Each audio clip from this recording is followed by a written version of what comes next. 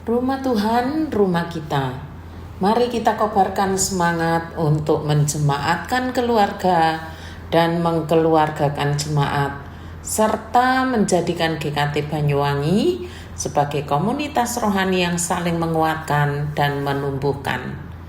Saudara-saudara yang dikasihi oleh Tuhan, salam damai sejahtera bagi kita sekalian.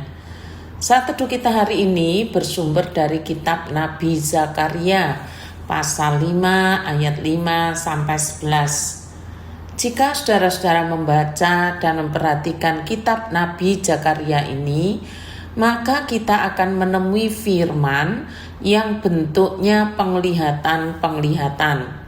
Tetapi saya mau supaya kita memiliki pemahaman yang sama bahwa firman Tuhan dalam bentuk penglihatan-penglihatan ini memang lazim terjadi di zaman sebelum Tuhan Yesus hadir di dunia ini. Dan setelah Tuhan Yesus hadir sebagai manusia sejati, maka firman Tuhan dalam bentuk penglihatan-penglihatan sudah tidak ada lagi. Pertanyaannya, kok bisa? Ya saudara harus membaca surat Ibrani dalam terjemahan FAYH. Itu akan nampak jelas bahwa firman Tuhan dalam bentuk penglihatan-penglihatan sudah tidak berlaku lagi. Lalu yang tak kalah pentingnya adalah firman Tuhan yang disampaikan dalam bentuk penglihatan tidak diberikan kepada semua orang. Tidak seperti itu, saudara. Firman dalam bentuk penglihatan-penglihatan hanya Tuhan Allah berikan kepada orang-orang yang khusus, seperti para nabi Tuhan yang sejati. Nah, seperti itu ya.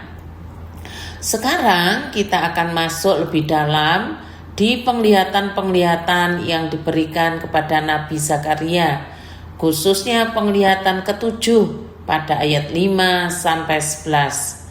Judul di sana adalah perempuan dalam gantang, atau kalau dalam TP2 disebutkan perempuan dalam tempayan.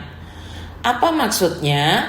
Saya langsung membawa saudara-saudara pada pertanyaan-pertanyaan yang diajukan oleh Nabi Zakaria kepada malaikat yang memberikan penglihatan itu. Pertanyaan pertama ayat 6 demikian. Tanyaku, maksudnya yang bertanya ini Nabi Zakaria. Tanyaku, apa itu? Jawab malaikat, itulah tempayan yang muncul. Lagi kata malaikat, inilah kejahatan mereka di seluruh negeri. Dan ayat 8 dituliskan, itulah kefasikan. Kefasikan siapa? Kefasikan umat. Pertanyaan kedua ayat 10. Aku Nabi Zakaria bertanya kepada malaikat yang berbicara dengan aku itu, kemana mereka membawa tempayan itu? Tempayan adalah gantang yang di dalamnya ada seorang perempuan. Dalam penglihatan Nabi digambarkan seperti itu. Lalu malaikat itu menjawab Nabi Zakaria ke tanah Sinear untuk mendirikan sebuah bait bagi perempuan itu. Apabila telah siap, dia akan ditempatkan di sana di atas pijakannya sendiri. Lalu apa arti semuanya itu? Saudara-saudara, maksud firman Tuhan melalui penglihatan perempuan dalam tempayan atau gantang itu adalah Allah sedang bertindak memulihkan umatnya dengan cara menyucikan mereka. Perikop pasal 5 ini secara khusus menyoroti tindakan Allah yang membersihkan umatnya secara radikal dari kejahatan yang bersifat komunal. Kondisi umat Allah sendiri digambarkan seperti dalam gantang atau tempayan. Gambaran ini mendekati kondisi umat yang merelatifkan ketidakadilan ekonomi, penipuan, eksploitasi terhadap kaum lemah, dan yang menyedihkan dalam gantang atau tempayan itu juga terdapat seorang perempuan yang menjadi simbol adanya kejahatan. Hari ini gereja sebagai umat dalam pengertian komunal juga harus menyucikan diri terhadap dosa dan berhala agar makna rohani gereja terpelihara. Gereja yang menoleransi dosa tidak akan mengalami kebangunan rohani. Pembaruan terjadi jika umat atau gereja sadar terhadap kejahatan yang berkembang di dalamnya dan bertobat. Tidak ada toleransi buat dosa, namun bukan kehilangan belas kasihan.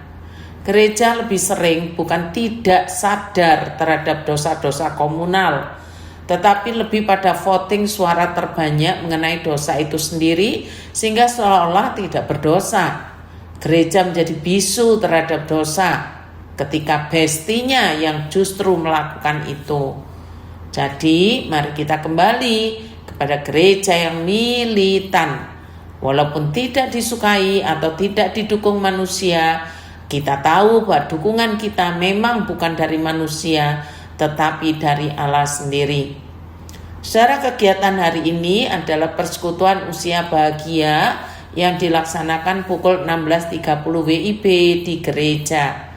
Mari kita saling mengingatkan satu sama lain. Selamat ulang tahun Evi Yuliana, Marvel Sue, Daniel. Tuhan Yesus memberkati.